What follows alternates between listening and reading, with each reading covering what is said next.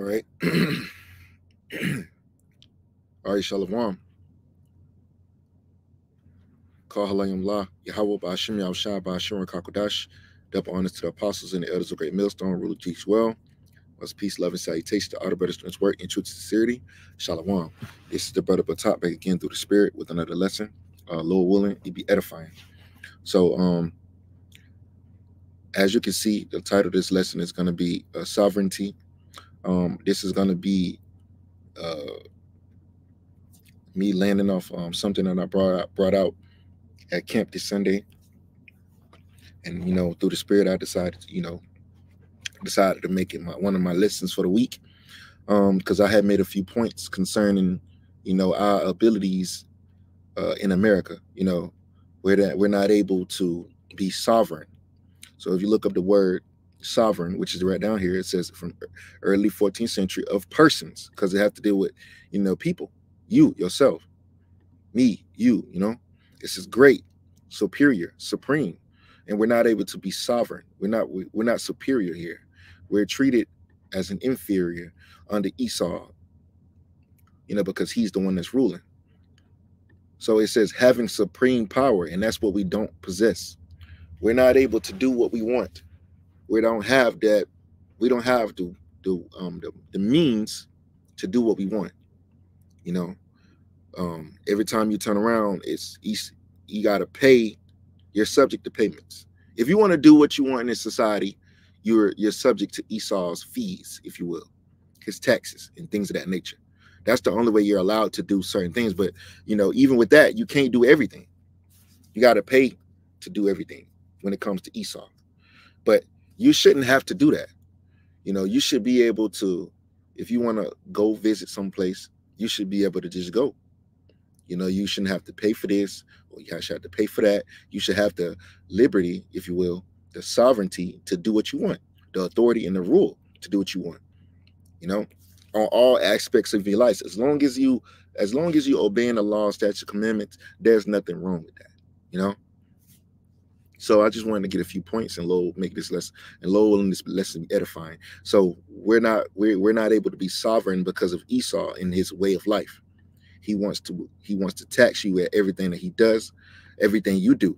You got to pay for air. You damn near got to pay for air now because he's coming out with this carbon bullshit. You have to pay for water. You have to pay for lights. You got to pay to stay. You gotta pay your mortgage on the house that you're buying. You have to pay everything when it comes to Esau, Edom. Nothing is handed to you. Nothing is a so-called God-given right. You have to pay for these things, and this is unrighteousness.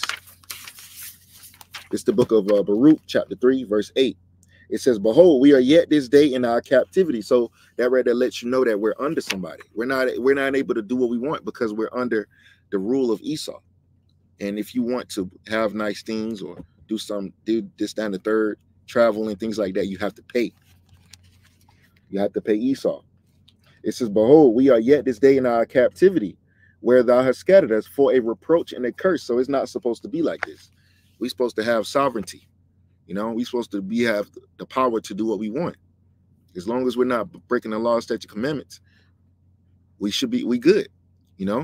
Esau wants to tax you to live in his cities, live in his homes and apartments and things of that nature. But you can't just build your own spot without Esau wanting a hand in that.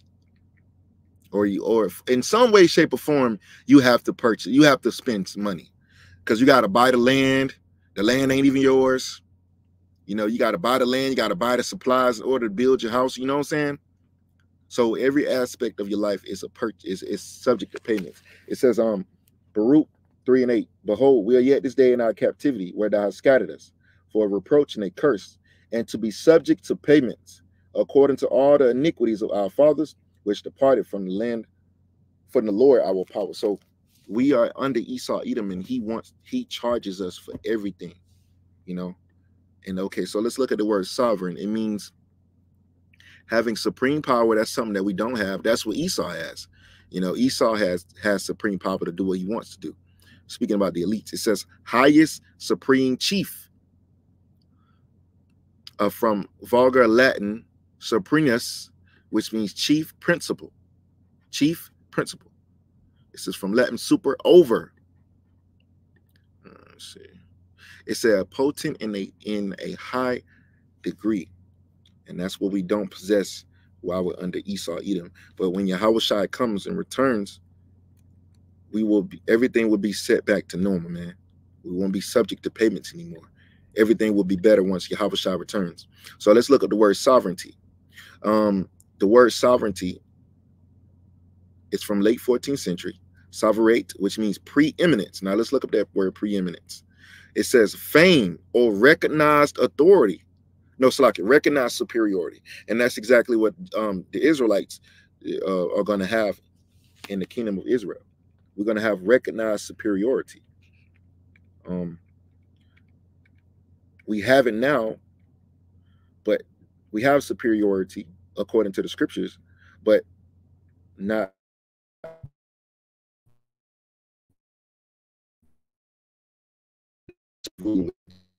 Six, it says, for thou art a holy people unto Yahweh, thy power. Yahweh, thy power, had chosen thee to be a special people unto himself, above all people that are upon the face of the earth. So the scriptures recognize Israel as being superior. That is an example of preeminence. Now, let's read that in the NLT. Deuteronomy 7:6. It says, for you are a holy people who belong to Yahweh your power. Of all the people on earth, Yahweh your power have chosen you to be his own special treasure. So that's talking about who? Israelites, man. That was the NLT. Let me read the BBE, which stands for Basic Bible English, I believe. Okay, it says, Basic BBE says, for you are a holy people to the Lord your power, marked out by the Lord your power to be his special people out of all the nations are Slakia. I'm gonna reread that. Slakia, I get a little tongue tied. This is Deuteronomy chapter 7, verse 6 in the BBE translation. It says, for you are a holy people to the Lord your power, marked out by the Lord your power to be his special people out of all the nations on the face of the earth. So from the beginning, we were set to be different from these other nations.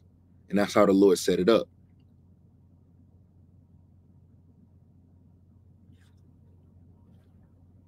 That's how the Lord set it up.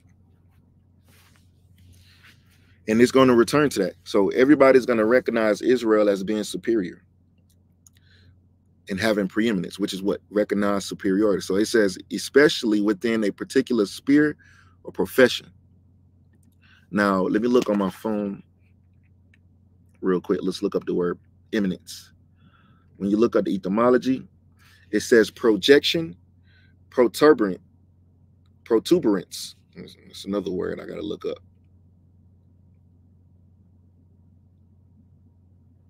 Let's see.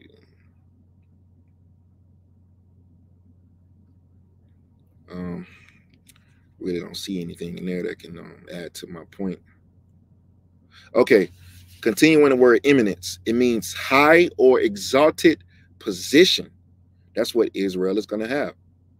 We're going to have a high exalted position.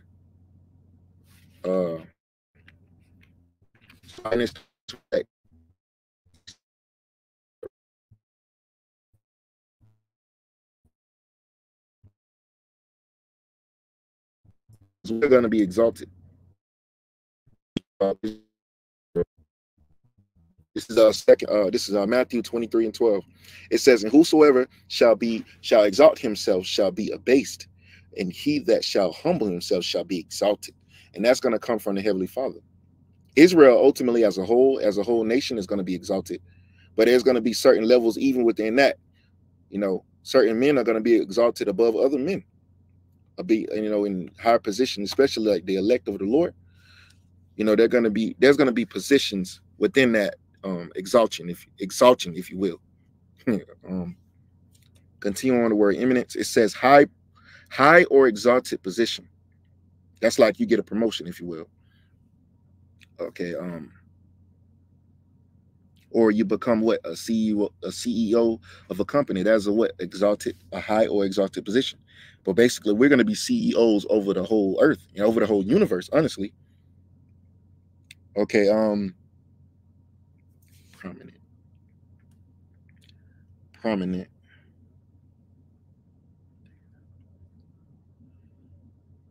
The word prominent is in here. It says standing out beyond the line or surface of something. Because ultimately, the men of the Lord in the kingdom are going to stand out, because the scripture says a man's wisdom makes his face to shine. Israelite, you gonna know an Israelite from another nation, man, because we're gonna stand out. Hey, Jake already stand out today, man. So the word prominent means to standing out beyond the line or surface or something. But I'm using that as, I believe, in a social sense. I believe that's the correct terminology. But so basically, Israel will be in an exalted position. The scriptures tell us that clearly. Let's go to a real quick precept real quick. I'm gonna keep this sovereignty on the screen. I'm gonna just pull it up on another screen. It's a couple of scriptures that's coming to my head right now about being exalted. Praise. You know what? I'm not gonna do that. Let's do this right here. Okay. There we go. All right. It's the book of Zephaniah chapter 3, verse 19. It says, behold, at that time I will undo all that afflict thee, and I will save her that halted and gather her that was driven out, which is talk about Israel. And I will get them praise. Remember what that word preeminence means, eminence means. Praise and fame in every land where they was put to shame. So what does that mean? We're going to be exalted. We're going to have preeminence in the earth. At that time will I bring you again, even in the time that I gather you, I will make you a name and a praise among all people of the earth when I turn back your captivity before your eyes, said Yahweh. So that is a future prophecy. The Lord is actually going to do that.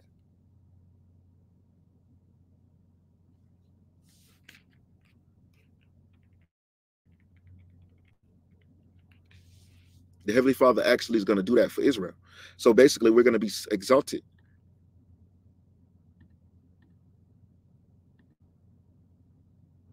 So let's go back to the word sovereignty. The word sovereignty means preeminence, excellence, superiority, and that's what we're going to have in the earth. We're going to be superior. Superiority. It says the state of being superior. Pretty much that's it. It says also authority, rule. That's what we're going to have. That's what Yahweh Shai is going to give to the elect ultimately. Because the elect are going to be the governing body of that next kingdom, man. The law enforcers, if you will. Authority. Let's look at the word authority. It says the power or right to give orders, make decisions, and enforce obedience. Well, obedience to what? The law, statutes, and commandments of the Bible. So let's look word rule. One of a set. Wait, hold on. Let me see. One of a set of explicit or understood regulations, which is what? Laws or principles governing conduct within a particular activity or sphere.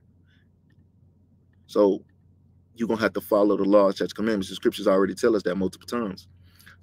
Everybody's going to have to follow them. It says supremacy of power or rank.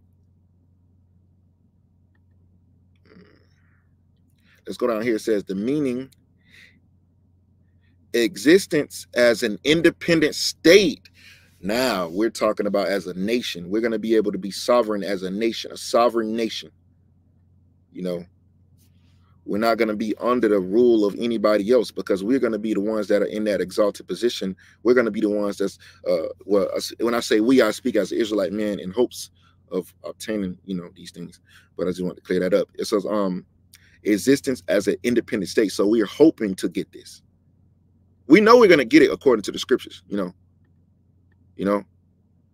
going to have sovereignty as an independent state.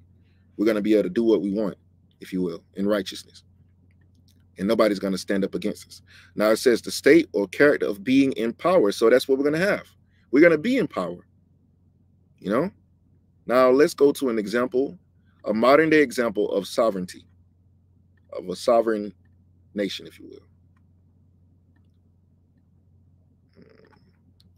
Okay, I went to Google and I typed in, is the Vatican a sovereign nation? And it says the Holy See is the universal government of the Catholic Church and operates from Vatican City State, a sovereign independent territory. So nobody can tell them what to do, basically. They're sovereign. They're separated from the rest of the world, if you will. They don't follow the same laws. They can do what they want. So they're a sovereign nation. They're a sovereign territory. Okay, let's look at this. Why is the Vatican a sovereign state? It became independent from Italy in 1929 with the Lateral Treaty, and it is a distinct territory under full ownership, exclusive dominion, and sovereign authority and jurisdiction. Look, read that, man. Read that. Full ownership, exclusive dominion. That's what ultimately we're gonna have under Yahweh Shah, man. We're gonna have exclusive dominion, and ain't nobody gonna be able to do anything about it.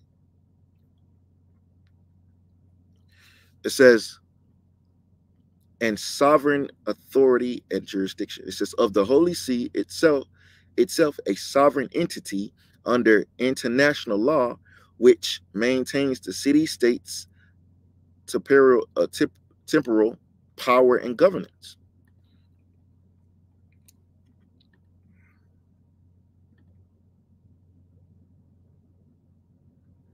Okay, it says, is the Vatican considered its own country? Is Vatican City a country? The answer is short.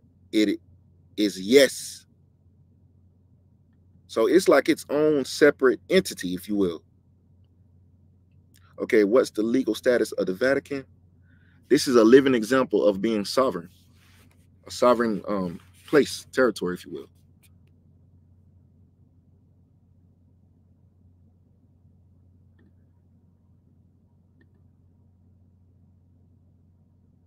Okay, the Vatican a legitimate country?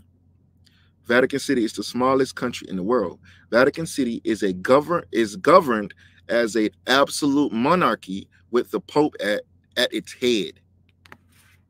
And that's how the earth is going to be. The earth is going to be under the rulership of Yahweh Shai, because the scriptures tell us that, man. Hold on, let me see. Let's go get a precept real quick. Yahweh Shai said this. Luke 19:27, one of my favorite scriptures. It says, but those my enemies, which would not that I should reign over them, bring hither and slay them before me. So let's look at that NLT version. It says, and as for these enemies of mine who didn't want me to be their king, bring them in and execute them right here in front of me. Let's read the BB. Wait, yeah, let's read the BBE. Cause the BBE be snapping sometimes too. Hold on. Where is it at? What happened to it? Just seen it. Oh, here it is. Slaki. It says, as for those who are against me, who would not have me for their ruler, let them come here and be put to death before me. Boom.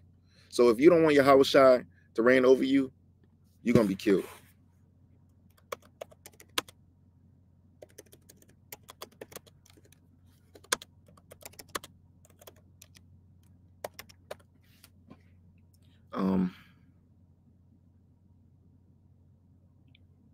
Here it is, Philippians 2:10. It says that at the name, hold on, let me see.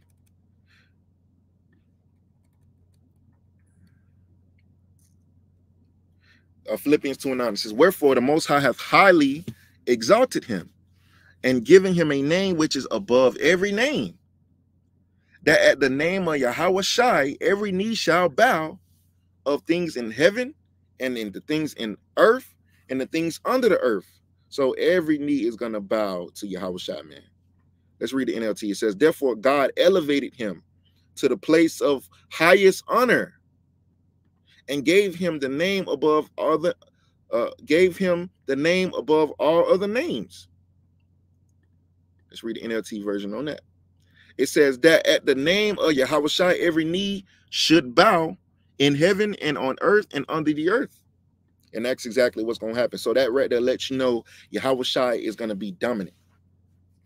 He's going to be that ruler, that king that's going to rule over the whole earth in sovereignty.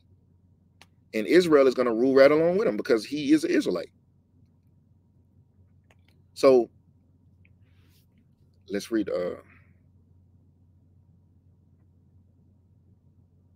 So Yahushua already said that if you don't want him to rule over you, what's going to happen? You're going to be killed.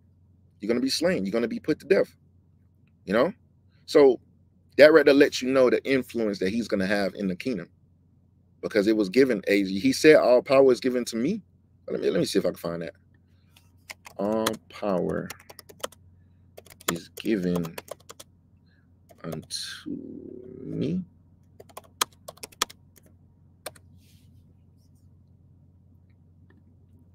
Okay, here it is. Matthew 28 and 18. And Yahushua came and spake unto them, saying, all power is given unto me in heaven and in earth. So all power has been given to Yahushua, man. This the NLT version. It says, Yahushua came and told his disciples, I have been given all authority in heaven and earth. Now remember what the word sovereignty means. Authority, rule, power.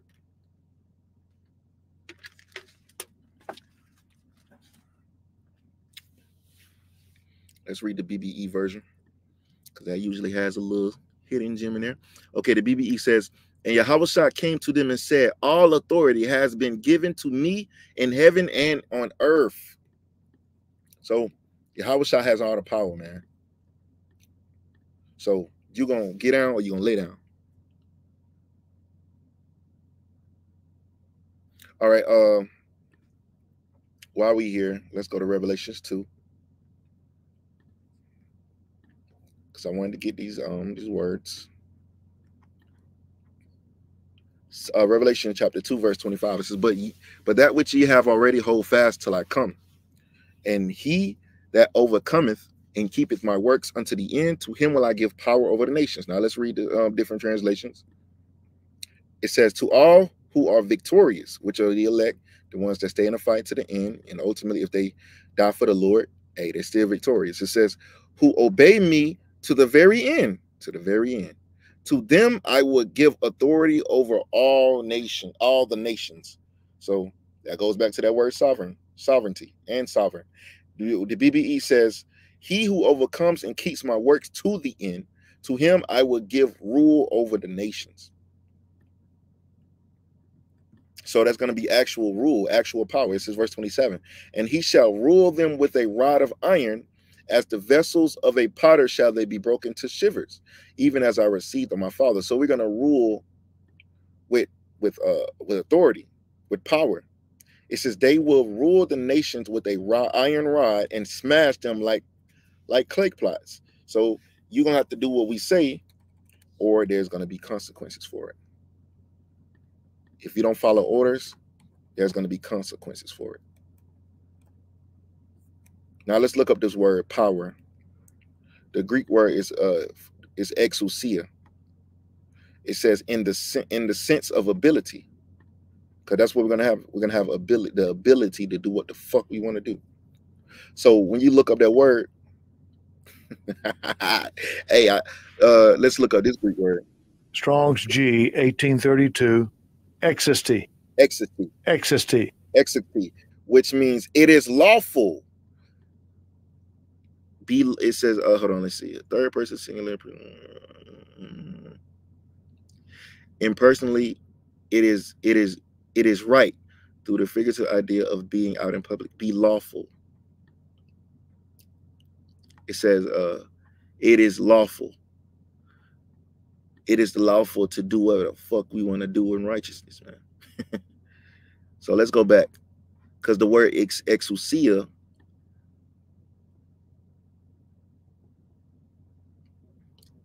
So when you go to the root of this word, it means it is lawful. that's good. That's crazy how it lines up, man. Okay, it says power of choice. So we got a power of choice, liberty of doing liberty of doing as one pleases. What is that? Doing what you want to do. It says physical and mental power, the ability or strength with which one is endued, which is what? Having authority, man. Sovereignty, which he either possesses or exercises. And we're gonna have that right under Yahushua, man. If we keep fighting for the, teaching this word into the very end, the elect men of the Lord are gonna have power. You're gonna have authority. You're gonna have rule. Okay, it says the power of authority, influence. That's what it's all about. And there's going to be a righteous influence in the earth. It says, and of right privilege. So what we're dealing with in America, Babylon the Great, is not going to be even close to what we're going to be experiencing in the kingdom of heaven under Yahushua. It says the power of rule or government, the power of him whose will and commands must be submitted to by others and obeyed. What does that mean? What is example of that? Yahushua is saying, Luke 19:27, what I brought out. If you don't want him to rule over you, you're going to be killed. So if Yahushua tell you to do something, you're going to do it, or it's going to be off with your head. This is universally authority over mankind, and that's what Yahushua is going to have. And he's going to share that with the elect. Specifically, the power of judicial decisions, right, because we're going to be judges, of authority to manage domestic affairs, right, which is basically being a judge.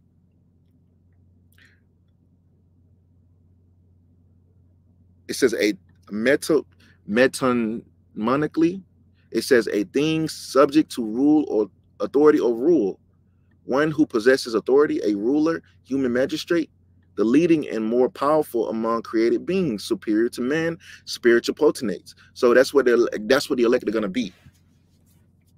They're going to have power over mankind. It says a sign of the husband's authority over his wife. We're going to have authority over our women too. Okay, it says the sign of a regal authority, the sign of regal authority, a crown, that's what the elect are fighting for. They fighting for those crowns, man. The scriptures clearly speak about that crown. So let's go down here. It says in the sense of ability, privilege. We're gonna have privileges because Esau, he took away those privileges. Now let's look up this real quick. I went to Google and I typed in black codes. It says black codes restricted black people's right to own property. What is that? Limiting your privileges. Conduct business. What is that? Another oppressive tactic to limit your abilities. It says buy or lease land, so you're not able to own anything. You're not able to buy any goddamn no land, and move freely through public places. So that's nothing but oppression. You can't have your own property. You can't open a business. You can't buy land. You can't lease land. You can't move freely in public, man. That's oppression. It says a central element of the black codes were vagrancy laws. States criminalized men who were out of work or who were not working at a job whites recognized. So you basically had to do what they say, and they made it laws that you can do these things. So that just shows you who we're dealing with. We're dealing with Esau, Edom. He was the #1 oppressor. So one thing Esau took away our privileges, but hey, we're gonna have endless privileges in the kingdom of heaven. It says, i.e., subjectively, force. We can show force if we want to. Esau does that today if he feels within his rights, or he can kill you if he wants to. Capacity, potency. Let's look up that word. Competency. It says the ability to do something successfully or efficiently. We're going to have that too. Freedom. We're going to actually have freedom. Real freedom. It says the power or right to act. That's what real freedom is. Power or right to act, speak, or think as one wants without hindrance or restraint. We're going to have real freedom. It says, or objectively mastery, concretely magistrate, a civil officer or lay judge who administers the law, especially one who conducts a court that deals with minor offenses and holds preliminary hearings for more serious ones. So, basically a judge, if you will. The word superhuman says having or showing exceptional ability or powers. And that's what the elect, extraordinary, phenomenal. That's what the elect are going to be. They're going to possess power. It says potent, a monarch or ruler, especially an autocratic one. Okay, it says a token of control. A token of control. So it's going to be clear who's ruling.